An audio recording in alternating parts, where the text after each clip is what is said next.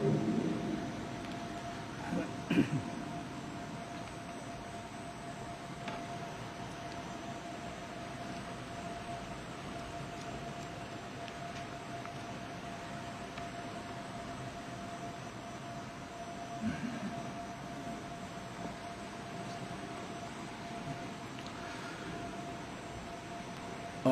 بالله من الشيطان الرجيم. بسم الله الرحمن الرحيم. الحمد لله رب العالمين وبه نستعين. اللهم صل على سيدنا محمد النبي الأمي وعلى آله وصحبه وسلم. رب اشرح لي صدري ويسر لي أمري واحلل عقدة من لساني يفقه قولي ولا حول ولا قوة إلا بالله العلي العظيم.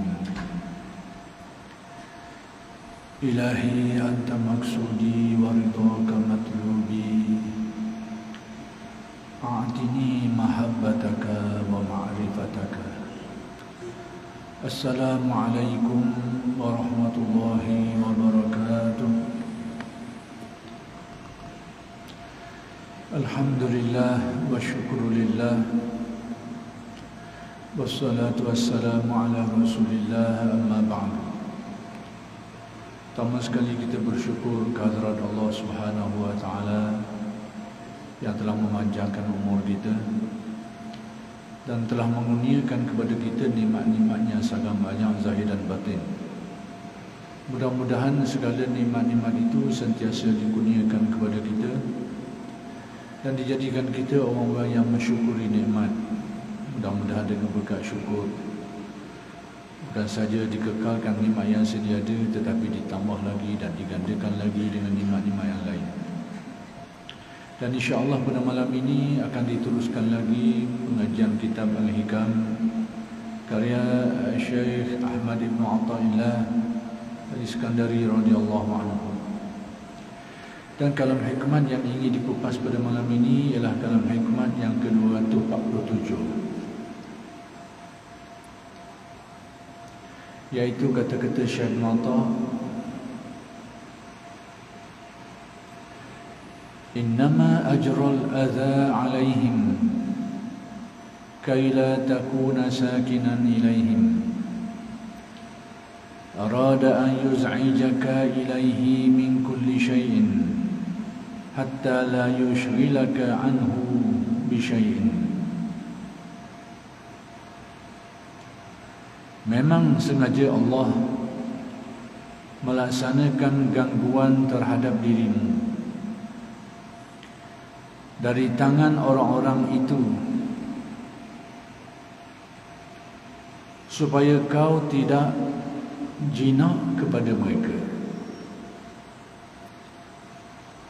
Sengaja Allah menjengkelkan, yakni menjemukan engkau dari segala sesuatu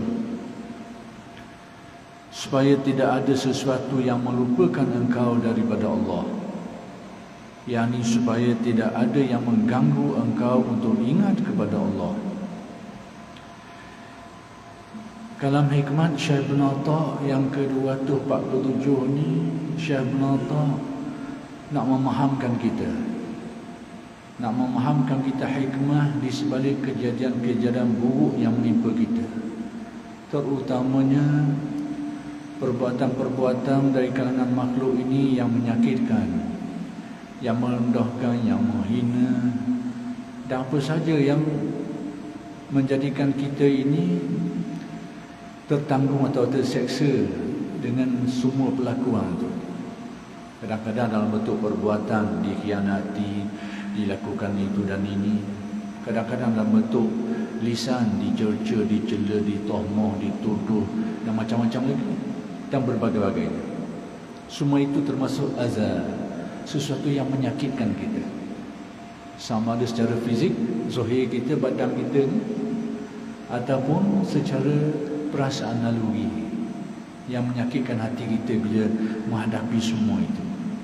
Jadi semua itu disebut sebagai adha, sesuatu yang menyakitkan kita, yang menyakitkan badan, kadang-kadang dalam bentuk macam-macam lah pelakuan-pelakuan yang dilakukan oleh yang berlaku pada makhluk terhadap diri seseorang itu, sehingga mengakibatkan cedera ke ataupun terluka ke dan macam-macam. Kadang-kadang melibatkan perasaan dia sehingga dia rasa malulah, aiblah dan macam-macam lagi lah. Baik.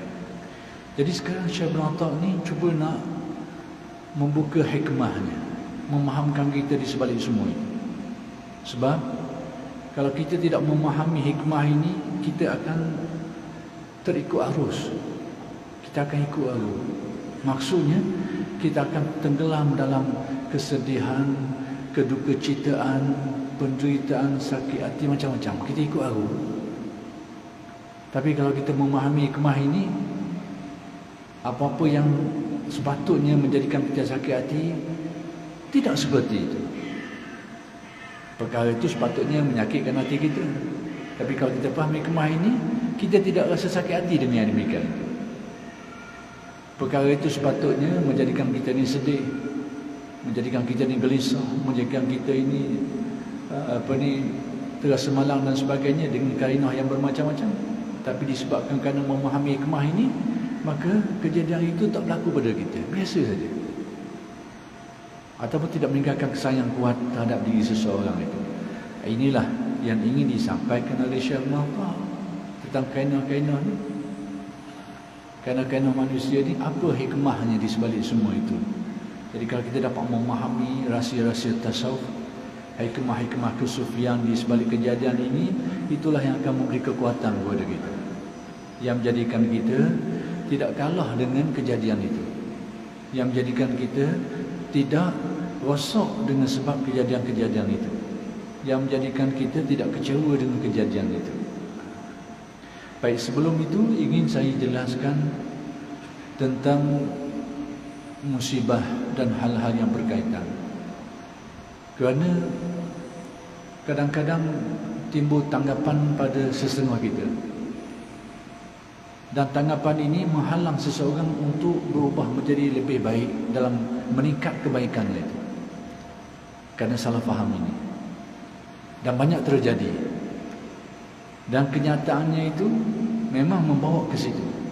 Bagaimana kita nak memahami apa kenyataan masalahnya? Iaitu timbul tanggapan dalam ramai orang. Dia kata, kalau kita nak jadi baik sikit je, semakin besarlah dugaan, semakin banyaklah ujian. Jadi menyebabkan orang takut nak berubah jadi lebih baik, nak jadi lebih soleh sikit ke, rajin sikit ke. Takut kenapa? Rasa dugaan akan datang tu, mari je dugaan. Ini berpunca daripada ketidakfahaman, berpunca daripada pandangan kerohanian yang sempit. Maka akibatnya seseorang itu akhir kali mengabaikan, meninggalkan laluan-laluan yang sepatutnya menjadikan dia lebih baik. Kerana apa? Kerana takut, jadi kau baik ni, kau berat ujian ni, lalu bagaimana? Ada beberapa asas yang perlu kita fahami dulu untuk menyelesaikan perkara ni. Pertama sekali, kita kena yakin bahawa adanya takdir. Adanya takdir yang sudah ditetapkan Allah. Dan takdir yang ditetapkan Allah ni tak kait dengan apa jua pun, semata-mata takdir Allah. Dengan erti hakikat apa yang berlaku ni semata-mata kehendak Allah, tak ada kaitan dengan apa jua pun. Ini pandangan hakikat yang sebenar. Pandangan hakikat dengan erti kenyataan sebenar, bahawa tidak akan berlaku satu perkara itu melainkan sudah ditakdirkan Allah. Dan apa yang ditakdirkan Allah Ta'ala itu tidak ada kaitan dengan apa-apa pun, semata-mata kehendak dia. Kita kena faham itu. Ini satu hakikat yang perlu kita tanam dulu untuk memahami hikmah ni.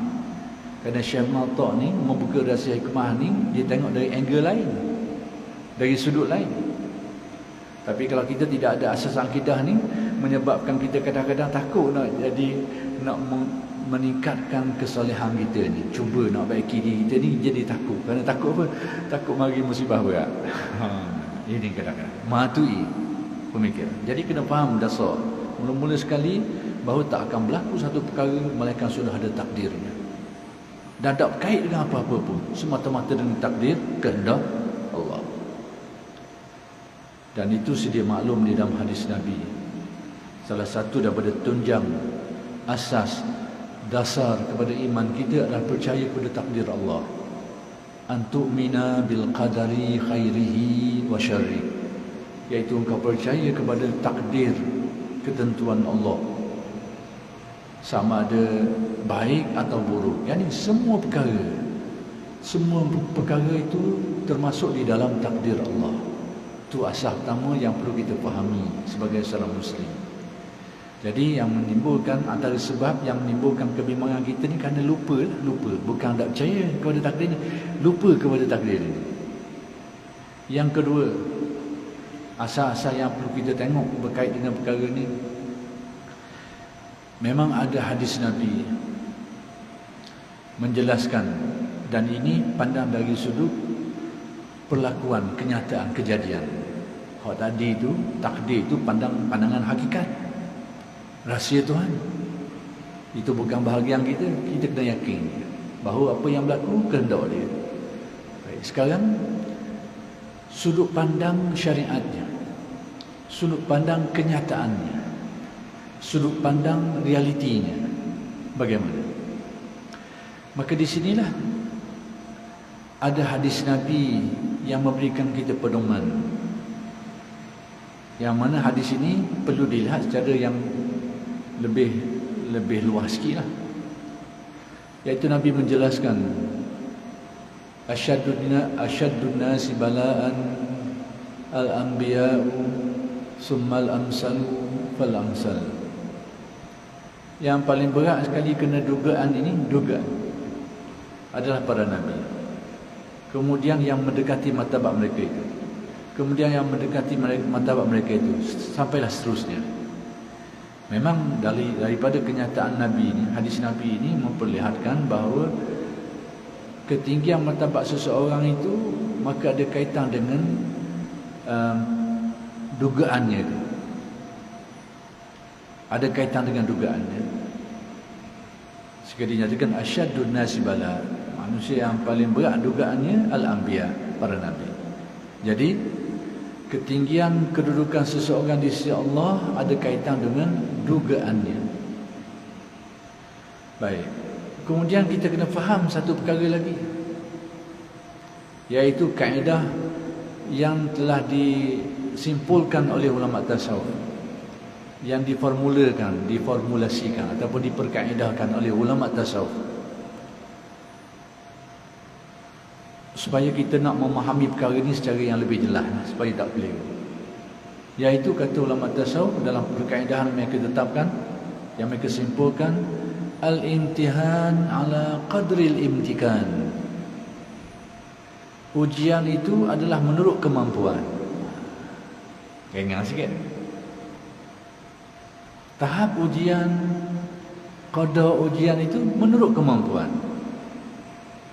Yang ini dengan arti seseorang itu tidak teruji dengan apa yang dia tidak mampu.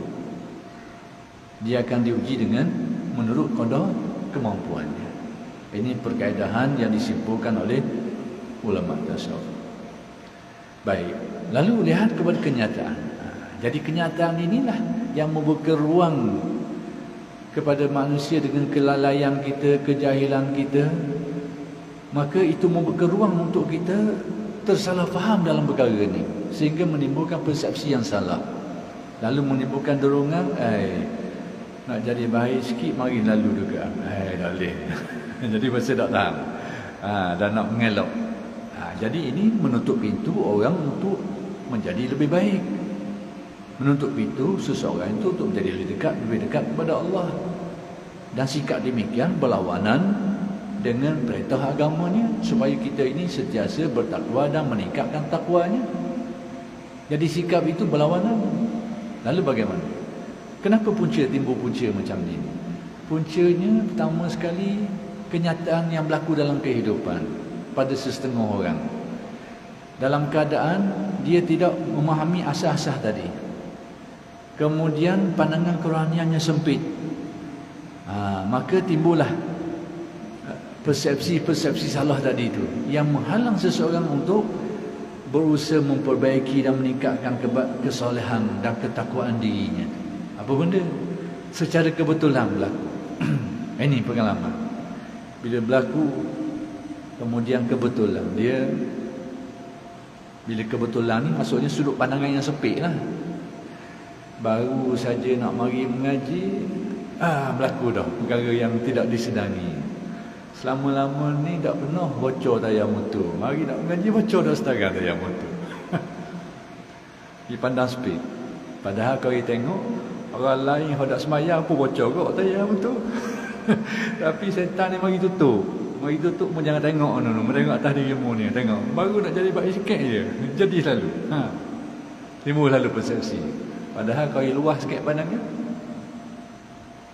Baru saja nak pergi mengaji, baru saja nak mendirikan nak melakukan amal-amal yang lebih baik, tiba-tiba berlaku kehilangan barang. Baru saja. Tadi baru sedekah, hilang dah setara barang. Jadi ditutup daripada melihat. Berapa ramai orang yang tidak bersedekah pun hilang juga barang dia. Tapi tidak diperlihatkan. Kenapa? Ini mainan daripada setan. Untuk menimbulkan persepsi, nak jadi baik, Allah tengok. Nak jadi baik je, mari selalu. Padahal kalau luas sikit pandangan, orang lain pun berlambak. Tak sembahyang pun, kejadian lebih berat lagi berlaku pada dia. Kenapa? Kerana semuanya balik pada takdir Allah. Cuma setan ni mari nak tutup. Mari nak tutup, tengok, baru saja. Padahal sebenarnya kejadian itu semata-mata takdir Allah. Tak ada kaitan dengan dia buat baik tu. Tapi syaitan cuba nak mengaitkan. Dikatkan sikit kebaikanmu, jadi selalu. Cuba nak dikaitkan. Padahal kejadian itu semata-mata takdir Allah. Tak ada kaitan pun dengan kebaikan yang dibuat. Tidak ada nas pun yang menyatakan bila buat baik gini ni akan berlaku kejadian buruk ni. Tak ada dalil pun. Dan bahkan berlaku juga orang tak buat perkara tu pun berlaku juga kejadian buruk tu pada dia. Jadi semua ini adalah hasil daripada was-was syaitan yang menjadikan orang berfahaman seperti itu. Jadi was-was inilah yang menakutkan orang untuk belajar.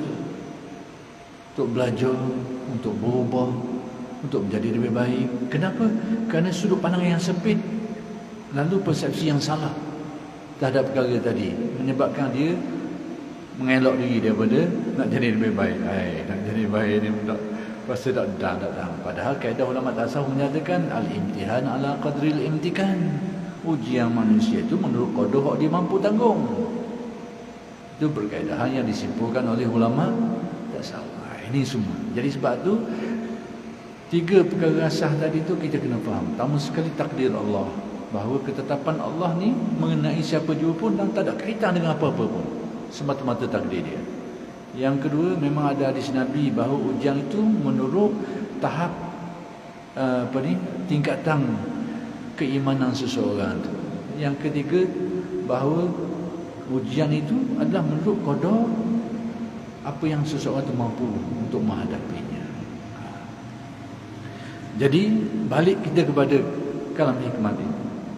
Maka di kalangan orang soleh ni, orang soleh, padahal perkara ni juga berlaku pada orang yang tidak soleh. Cuma pada orang soleh ni, dia kena fahamlah hikmah ni. Bila dia faham hikmah ni, maka perkara ni mungkin tidak akan meningkatkan kesan yang buruk pada dia. Iaitu apa benda? Iaitu berlakunya azab tadi itu, sesuatu yang menyakitkan dia. Kadang-kadang datang daripada orang, kadang-kadang datang daripada kejadian alam dan sebagainya. Ada banyak perkara lah. Mari daripada orang pun ada, mari daripada persekitaran pun ada, tapi menjadi suatu beban kepada dia, menyusahkan dia dan sebagainya. Lebih-lebih lagi daripada orang, kerana kelakuan orang. Jadi menyakitkan dia ataupun melukakan hati dia dan sebagainya. Baik, sekarang Syekh Muhammad nak beritahu bahawa Allah Ta'ala menjalankan yang demikian itu tu, iaitu mentakdirkan berlakunya sesuatu yang menyakitkan seseorang itu. Dari sudut tasawufnya apa? Hikmah kesufiannya apa? Sebenarnya supaya engkau, kata Syekh bin Atta, tidak merasa tenteram terhadap perkara itu. Sebelum ni mungkin kita ni tersangkut dengan banyak benda. Tersangkut dengan orang tu, tersangkut dengan benda ni. Tiba-tiba orang tu mengkhianati kita, buat dah molek kita. Selama ni kita dah harap ke dia. Akhir sekali kita pun tak tahu hati mana dah. How to know. Supaya kita ni kata tu putus. Tak terikat dengan orang, tak terpengaruh dengan orang. Maka dijadikan orang tu melakukan kainah terhadap dia, supaya engkau tidak tenteram hatimu terhadap dia tu. Supaya hatimu tenteram kepada Allah semata-mata. Itu tujuan. Jadi bagi orang yang mempelajari ilmu tasawuf secara khusus dan belajar agama secara umum, dia akan menghadapi fenomena ni. Kata-kata orang ni macam baru saja beli kitab dengan mengaji, dia kata macam-macam. Dah bila menjadi tok lebar, macam-macam ni bagi. Kawan ni baru nak berzikir-zikir. Lama ni mujahid okey. Tiba-tiba bila mimpi benda, tiba-tiba mari mengatik dah ni. Macam-macam. Mari nak sembahyang. Dia kata kau orang macam-macam. Itu ini macam-macam. Jadi perkara-perkara macam ni kadang-kadang mengguris hati kita, menyakitkan hati. Kita baru pakai, kadang-kadang pakai piau sikit, pakai serban. Sebelum ni tak pernah pakai. Lebarnya mula ni. Dia kata macam-macam. Aku ni mengaji tinggi pun, mengaji kitab hafal tu pun tak pakai. Mau pakai. Padahal aku tahu mujahid tu ke. Dia kena aku tu. Macam-macam. Aku ni lepas universiti mengaji bidang ni. Tak macam mu ni ngaji mana tak tahu. Mula-mula ada duduk belilik serban macam-macam pakai rupiah. Macam-macam ni timu kata-kata begini. Banyak berlaku. Ini azab, menyakitkan. Jadi hikmah kesufiannya, kata Syekh bin Atta, supaya hatimu tidak tersangkut dengan benda itu. Sebab kita kadang-kadang bila orang buat baik kepada kita ni, banyak kebaikan yang kita nampak dapat daripada orang ni, kadang-kadang hati kita terpaut dengan dia, terikat dengan dia. Bila hati kita banyak terpaut dengan orang, dengan sendirinya pautan hati kita kepada Allah akan jadi kurang. Bila terpaut kepada makhluk, termasuklah manusia dan sebagainya, jadi Allah nak merungkaikan itu. Dah mana cara dia? Maka dijadikan orang itu menyakitkan. Kerana naluri kita ni, bila orang buat jahat kita tak bersuka dia. Baliknya kita, bila orang kata uduh kita, fitnah kita ke anak kita tahu hati ke dia? Tak mikir dia, tak cara. Selama ni kita duduk cari ilmu, nak pergilah, nak berapak dan sebagainya.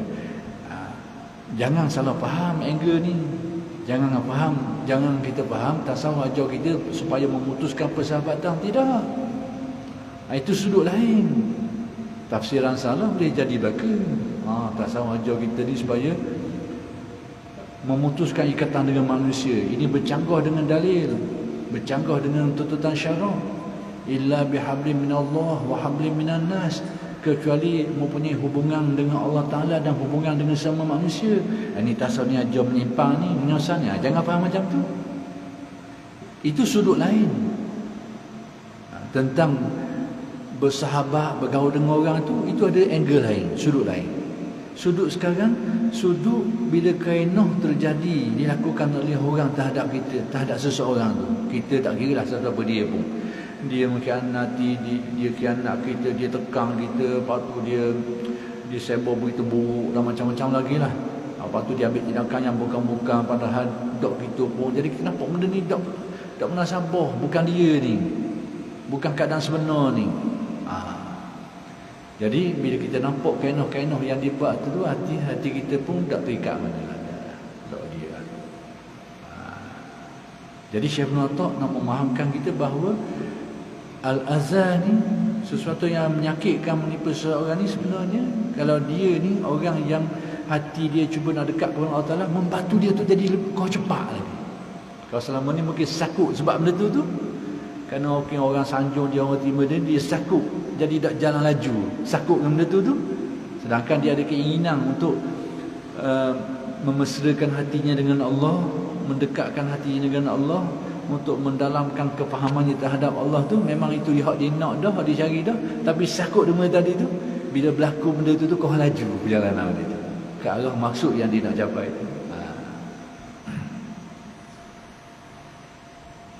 Dan perkara ni kalau kita tengok dalam sejarah para ulama dan para awliya, berlaku kepada imam-imam yang besar, berlaku kepada ulama-ulama besar. Zunnun al-Misri, masyarakat dia, ulama dia pandang dia sesat, padahal dia tokoh besar dalam ilmu tasawuf, ilmu makrifat ni. Tapi kita kena faham sekaedah lagi. Bila nak faham benda-benda macam ni, kalau tak ada modal-modal ni, payah kau kita nak beradab. Kena faham apa benda kaedah pedoman-pedoman dia betul. Wal aqibatu lil muttaqin, kesudahannya yang akan memperoleh manfaat, kemenangan, kejayaan untuk orang yang bertakwa. Maksudnya orang-orang ni sekalipun dia khianati, dia buat uduh, ujung sekali cabut tolak untung dia. Kena faham modal. Tengah tu adalah tolak lah, inilah, tapi cabut tolak sama juga tu, ada angka, ada keuntungan. Wal aqibatu lil muttaqin. Kok mana-mana pun orang buat gini, kesudahan dia boleh ke dia juga. Maka demikianlah kalau kita tengok perjalanan yang ditempuh oleh mereka ni. Zunnun tadi macam saya kata, seperti yang dikisahkan, disebut riwayat kisah di dalam manakib-manakib, di dalam kitab-kitab tabaqat yang menyebut tentang kisah dia ni. Orang ramai ni pandang mudah ke dia. Tapi bukan semua orang. Di kalangan tu adalah kelompok yang tahu keadaan sebenar, yang belajar dengan dia. Tapi orang ramai hak dak kenal ni, dah bahkan di kalangan yang ulama ni, cerita hal bukan-bukan ke dia. Sehingga akhir kali kesimpulan mudah orang anggap dia tersesat. Dah bila orang mula sedar tu, lewat sikit lah masa dia mati. Masa dia hidup tu pun ada orang-orang yang tahu tentang dia ni, yang ni. Tapi orang ramai ni sebab boleh kata orang ramai ni pandang sangat negatif. Tapi bila dia mati, baru orang sedar bila Allah Ta'ala menzahirkan kemuliaan dia tu. Bila dia mati, orang nak usul jenazah dia tu, mari burung-burung duduk tembok sayap di atas kanda dia tu. Orang pun sedar nampak.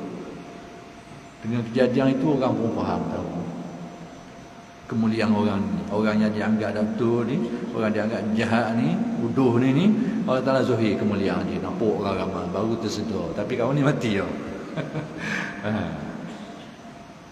Bahkan berlaku kejadian-kejadian masa hidup dia.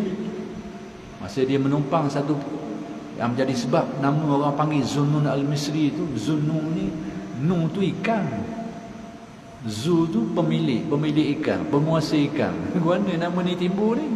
Bagi di mana cerita ni? Nama dia bukan Zunnun, Sauban. Tapi orang panggil Zunnun al-Misri. Apa cerita dia? Jadi keadaan dia ni, dia tumpang satu kenderaan perahu, bot lah, macam kita kapal lah. Berlaku kejadian kecurian mata. Ada sedagam mata. Ada sedagam mata ni yang naik sekali kenderaan tu kehilangan barang-barang dia. Mata-mata dia hilang. Zun ni duduk sedikit jauh daripada orang. Oleh kerana dia nampak senyap duduk jauh daripada orang, akhir-kali orang tomoh ke dia. Ni lah orang kata, ni orang ni ambil, orang ni curi ni. Jadi orang ramai pun percaya dengan keadaan dia, tak percaya, nampak banyak pelik dah orang ni, duduk senyap daripada orang ni. Ramai orang percaya lah. Akhir sekali bila dah jadi macam-macam, orang pun dah begitu, bagaimana kedudukannya, dia berdoa kepada Allah. Bila dia dizalimi, dia rasa dizalimi, akhir kali dia minta doa kepada Allah Ta'ala. Allah Ta'ala pun tunjuklah ikan-ikan tadi tu dengan mucung dia tu timbul dengan mata-mata. Dan dipesan kepada orang yang hilang mata tu, kalau matamu hilang, mu ambil dah. Kalau mu hilang, mu ambil. Orang pun faham, orang sedar. Orang pun tahu, ni bukan main orang. Bukan boleh main orang gini. Itu banyak yang bilang Al-Qushairi pun macam tu juga. Al-Imam Qushairi bukan tak ada orang hendak suka ke dia, orang yang mengagumi dia, orang belajar dengan dia pun ramai juga. Tapi hendak senang pun ramai juga. Orang buat cerita bukan udung-udung dia pun banyak juga. Sehingga dia kawasan terutamanya area persekitaran dia tu. Goliknya macam tu. Orang sekitar dia itulah yang banyak kadang-kadang pandangan terbalik. Sedangkan yang lain tu mungkin tak macam tu. Sehingga dia difitnah orang halau dia daripada kampung dia. Belah 15 tahun dia terhalau dari kampung halaman kerana fitnah alim ulama dan orang lain tu. Berambak dia. Tak boleh mengajar. 15 tahun dia lagi. Tapi akhir sekali Allah telah tunjuk tak berlaku macam-macam lah kejadian. Akhir sekali dia balik dengan penuh penghormatan. Dia balik kampung dia asal, orang sambut dengan penuh penghormatan sampai ke akhir hayat. Tapi 15 tahun nyabak dia orang kerana fitnah. Kata-kata nista, tudah-tudah yang macam-macam kepada dia, kepada Imam Al-Qushairi sendiri dah banyak. Jadi Syekh Ibn Atta' nak beritahu sekiranya berlaku, fahamilah hikmah ini, bahawa Allah Ta'ala mentakdirkan berlakunya azan ni, orang menyakitkan engkau sama ada fizikal engkau ataupun dengan secara fizikal ataupun secara moralnya dan sebagainya, kata macam itu, macam-macam lah dengan fitnah, tuduhan macam-macam tu. Hendaklah kau faham bahawa supaya tujuannya, kalau kita lihat itu sebagai perbuatan Allah, kalau kita lihat itu sebagai pandangan makrifat, bahawa apa yang berlaku itu jangan pandang pada manusia yang lagu itu, pandang itu adalah gerak perbuatan Allah Ta'ala. Pandang hikmah dia ni, bahawa semua itu untuk menjadikan kita supaya tidak terikat hati dengan orang tu, tidak terikat hati dengan makhluk, tidak terikat hati dengan manusia itu, dan menjadi lebih jenuh ingatan kita kepada Allah Subhanahu Wa Ta'ala, lebih dekat dan lebih jenuh ingatan kita dengan Allah Subhanahu Wa Ta'ala.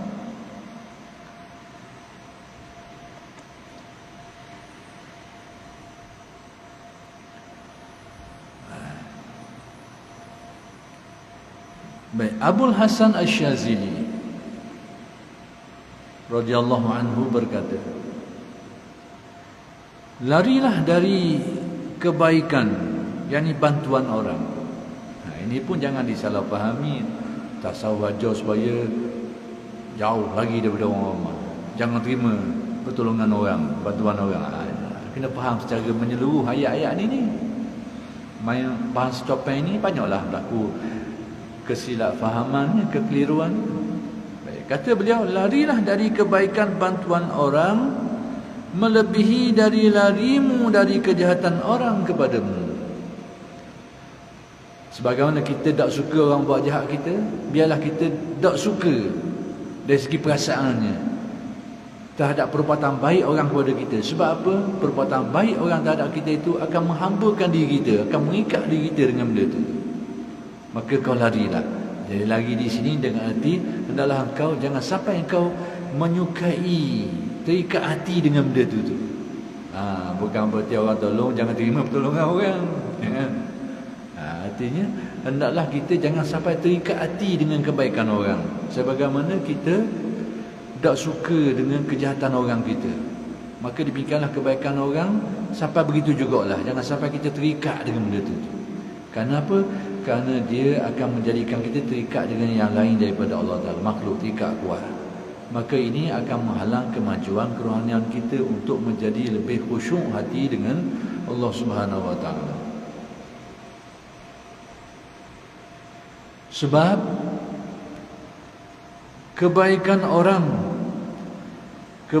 orang itu langsung membahayakan hatimu.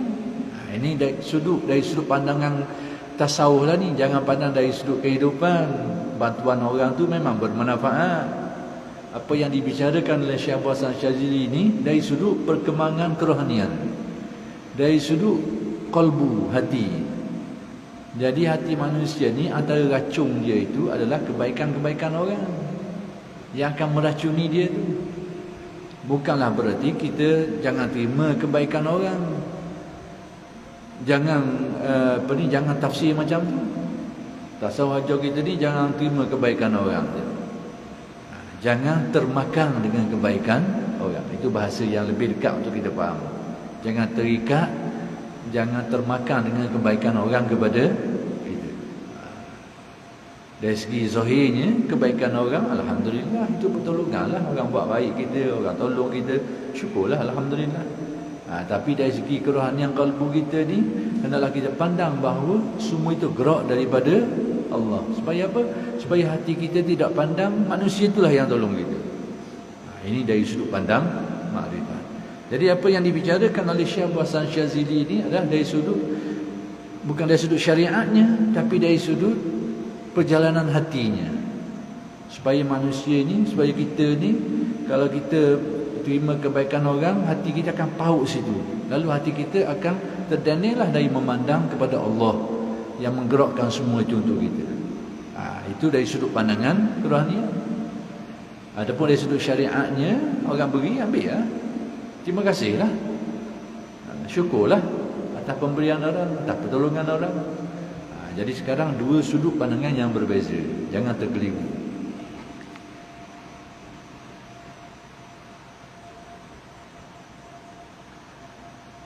Sedangkan kejahatan mereka, jadi kejahatan orang yang melakukan kejahatan terhadap seseorang itu, hanya membahayakan jasmanimu. Kejahatan orang buat jahat kita tu merosakkan ghalibnya lah. Ini membahaya jasmani kita lah, tubuh badan jasad kita. Tapi kebaikan orang itu akan merosakkan qalbu dan makrifat kita. Baik, dan bahaya jasmani itu lebih ringan dari bahaya hati. Sesuatu yang mengenai jasad kita tu ataupun yang mencederakan dia adalah lebih ringan berbanding sesuatu yang mencederakan kalbu kita. Sebab manusia ni kalau dia menderita badan dia tu berakhir dengan kematian je lah. Itu habis sikit lah tu. Teruk sekali lah orang menderita ni, menderita badan lah. Teruk sekali dia akan berakhir dengan mati. Itu paling tinggi sekali. Mungkin ada orang sembuh dulu sakit sebulan, 2 bulan. Tapi yang paling teruk sekali mati. Maksudnya dia akan berakhir dengan itu. Tapi kalau rosak kalbu, sakit, rosak dengan hati, rosak iman, rosak takwa, rosak makrifat, nyakit dia itu ditanggung lanjut lagi tu sampai dalam kubur, bahkan berlarutan sampai ke alam akhirat. Tidak berhenti dengan mati saja. Nyakit yang akan ditanggung itu kerana rosak kalbunya, rosak iman, rosak takwanya. Sebab itu dikatakan di sini bahawa sesuatu yang mengenai jasad itu adalah lebih ringan berbanding sesuatu yang mengenai kalbu. Kerana dia tak berakhir. Lepas kematian tu, bahan dia tu, bebanan tu akan tertanggung lagi.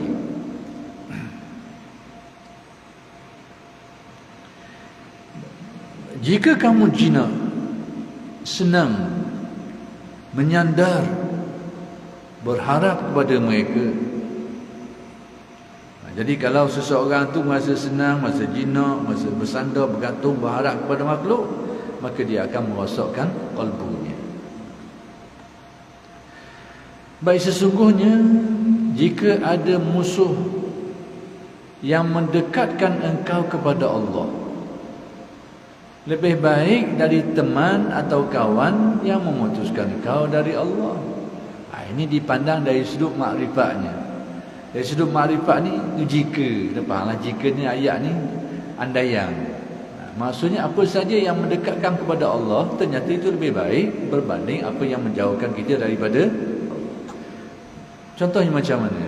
Orang hendak berahi kita, dia khianat kita, dia kata macam-macam kita, dia sebor cerita bukan-bukan tentang kita, dia fitnah kita, macam memusuhi kita lah. Dengan sebab benda tu hati kita tak paut lagi ke dia, tak harap ke dia dah. Bahkan hati kita rasa serah kepada Allah Ta'ala lebih baik. Jadi pada waktu itu hatinya mendekati Allah. Berbanding dengan kawan duk puji kita sama, duk rosak kepala sama, akhir kali kita pun tak ada orang kita pun yang kata, akhir kali kita syok seorang. Jadi ujuk, jadi takabur, jadi sombong, jadi tak sedar diri. Mana lebih baik? Kawan baik tu, tapi dia cong sama, panggil cong, akhir kita pengaruh kita. Kita rasa syok dengan cong orang tu. Akhir kali lupa dah datang, tak sedar benda. Mana lebih bahaya? Punah habis. Itu maksudnya bahawa musuh Yang mendekatkan kau kepada Allah adalah lebih baik berbanding kawan, tapi menjauhkan kau daripada Allah. Boleh berlaku. Tapi berlaku ni kena tengok sudut-sudut tertentu lah.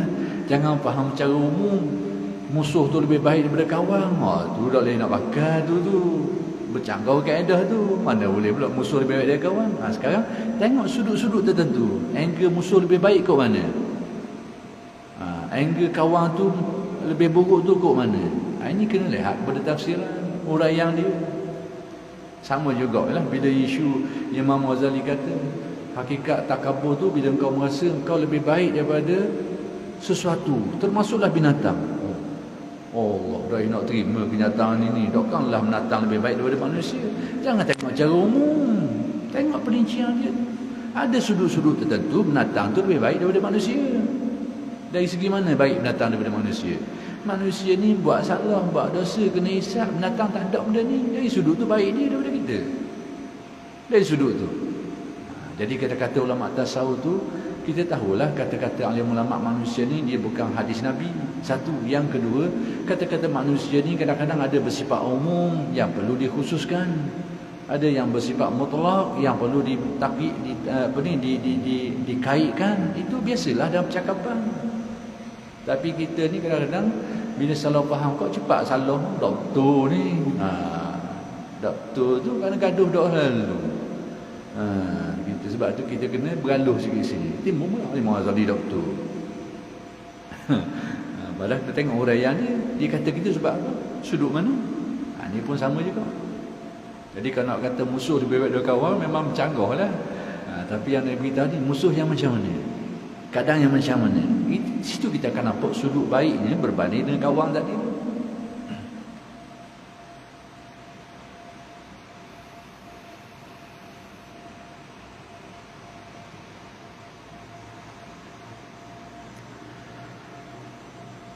Abdul Salam Ibn Mashish. Abdul Salam Ibn Mashish ni guru kepada Abu Hasan Syazili. Ni guru sufi dia lah. Radhiyallahu anhu berdoa. Tengok cara dia berdoa. Ya Allah, ada orang-orang yang minta kepadamu supaya semua orang jinak kepadanya. Ramailah orang berdoa macam ni, minta supaya manusia suka ke dia, senang hati dengan dia. Jangan anggap itu benda tak molek. Baik dari satu segi. Tapi dari sudut pandang tasawuf ada bahagian kurangnya. Kita kena tengok macam tu. Maka telah engkau perkenankan, engkau tunaikan kemahuan mereka itu. Mereka minta supaya semua orang senang kepada dia. Lalu Allah telah perkenankan, jadikan orang suka ke dia, orang sanjung ke dia. Dan mereka puas dengan itu. Bila berlaku macam tu, dia rasa puas hati. Orang pandang baik ke dia, orang tak buat jahat ke dia. Dan itulah yang dia minta. Berlaku dan dia senang nanti. Okay. Sebaliknya, ini nak cerita. Aku ni lain sikit. Waktu kadang-kadang tasawuf, kalau tengok secara kasar macam gila sikit, macam gila. Tapi kalau perincian molek, nampaklah hikmah kesufian dia tu. Sebaliknya sebaliknya aku ni, kata Abdul Salam, minta supaya semua makhluk menjauh daripada-Ku. Ramai minta supaya orang suka ke dia, rapat, dekat dengan dia, buat baik ke dia.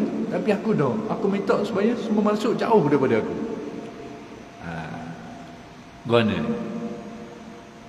yang ni berbelok daripada-Ku. Kita tengok ujung ayat ni. Sehingga tidak ada bagiku tempat berlindung kecuali kepadamu. Tu ayat nak. Jadi aku minta supaya manusia ni tak dekat kepada aku, supaya aku tak terikat dengan dia. Aku nak apa? Supaya hatiku hanya bergantung harap kepadamu, ya Allah. Jadi kena faham. Jangan baca ayat sekerak lah. Baca ayat Merabi. Dia minta supaya manusia yang dekat tu dengan hati, supaya dia tak terikat dengan makhluk. Tapi sekiranya kadang tak seperti itu, maka orang ramai yang berhubungan mengambil manfaat tu lebih baiklah. Sekarang isunya, sekiranya orang ramai ni menyebabkan kita ni, hati kita jadi banyak berpapak pada yang lain, lalu tawar ataupun jadi rapuh ikatan hati kita dengan Allah. Itulah yang Syekh Abdul Salam tak mahu. Sebab tu dia minta supaya dijauhkan orang supaya jangan sampai orang tadi itu mempengaruhi hatiku dan hatiku hanya berpaut kepada-Mu ya Allah. Itu ayat tu biar lengkap yang macam sekarang. Jadi sekolahnya kita baca sekeraknya oleh tasawuf minta supaya jangan dekat dengan orang. Sedangkan kita tahu ada kebaikan-kebaikannya bergaul dengan orang ini. Lebih baik lagi kita apa hadis sedua pula. Apa sedua hadis nak ukur segala-galanya. Dalam hadis ada disebut al-mu'minu, seorang mukmin itu al-mu'minu alladhi yukhalitu an-nas wa yasbir ala adahum khairum minal mu'min. Saya dah lupa kalimat akhir itu. Seorang mukmin minal mu'min alladhi lam yukhalitin nas wa lam yasbir ala adahum.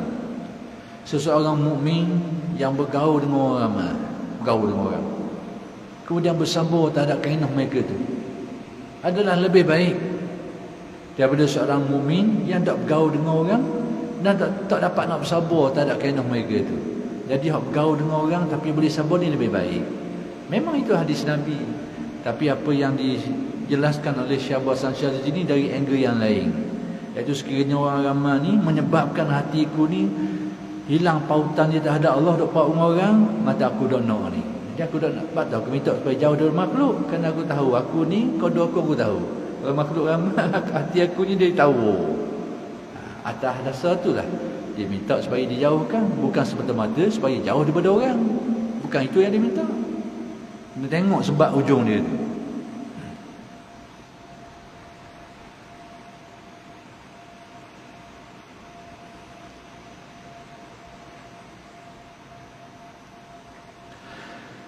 Rasulullah sallallahu alaihi wasallam bersabda, sesiapa yang memberi kepadamu kebaikan, yakni hadiah, maka lekas kau balas dengan yang seimbang. Kalau orang beri satu benda, balas lalu dengan sesuatu yang senilai dengannya. Sebab apa Nabi khabar gini ni? Ini sebab-sebab inilah yang diteliti oleh ulama tasawuf. Maka jika tidak dapat kau membalas, orang beri kita tak boleh nak balas, maka doakan orang itu, kau doalah sebagai imbalan dia, yakni supaya tidak merasa berhutang budi padanya. Dengan doanya, doa apa? Jazakallahu khairan, supaya Allah Ta'ala memberi balasan kepadamu. Sebab apa gini?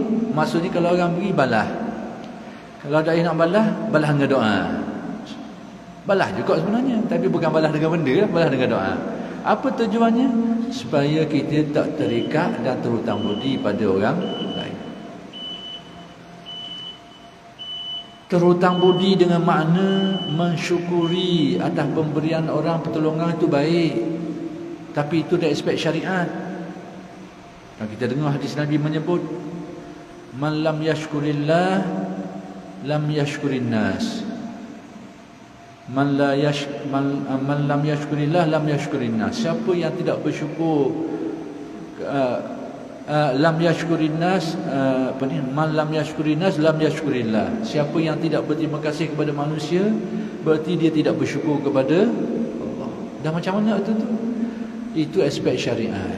Jadi bila orang buat baik kita, beri kita, maka kena pasih, kena terima kasih ke dia, kena hargai dia. Adapun yang dibicarakan di sini masalah pautan hati.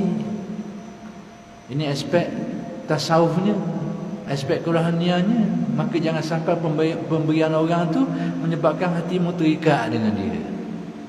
Jadi dua sudut yang berbeza. Sudut mensyukuri itu sudut syariat. Sudut tidak terikat hati ni sudut tasawuf, sudut tarekatnya. Dan dua ni bukanlah dua benda yang bercangkul. Jadi kalau kita tak tengok dari dua angle ni, kita akan anggap jangan tasawuf ni belawal. Inilah yang banyak terjadi. Jadi oleh kerana sudah masuknya waktu isyak, kita berhenti setakat ini dulu, dan insya-Allah kita akan bersambung huraian pada minggu-minggu yang akan datang. Aku qauli hadza wa astaghfirullahalazim li wa lakum. Assalamualaikum warahmatullahi wabarakatuh.